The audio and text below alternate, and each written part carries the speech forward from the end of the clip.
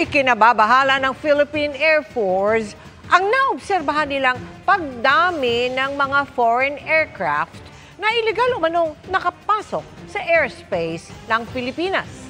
Sa Philippine Rise naman, 2 Chinese research vessel ang namataan. Nakatutok si June Veneracion. Sa pagmamonitor ng 5th Fighter Wing ng Philippine Air Force, naobserbahan nito ang pagdami ng intrusion o iligal na pagpasok ng mga foreign aircraft sa airspace ng bansa. They are almost outside the 24 nautical mile limit. And sometimes they go near the 12 nautical mile limit, but maybe they are just testing us. And this is very concerning for us.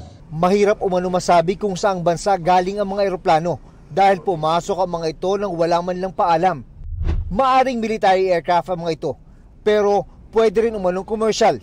Dahil limitado ang kakayahan, hindi aniya kaya ng Air Force na magsagawa ng interception sa karamihan ng mga foreign aircraft na pumapasok sa airspace ng Pilipinas. It's very costly to intercept these intrusions, these aircraft, unmanned or manned. So we need to balance, we need to be selective. Sa Philippine Rise naman, 2 Chinese research vessel ang namataan ng Philippine Navy nitong Lunes. Pero tingin nila, umiiwas lang sa bagyo ang 2 barko. So nothing to be scared of. Nothing to be alarmed about. Sa pangkalahatan, tahimik ang sitwasyon sa West Philippine Sea ngayon.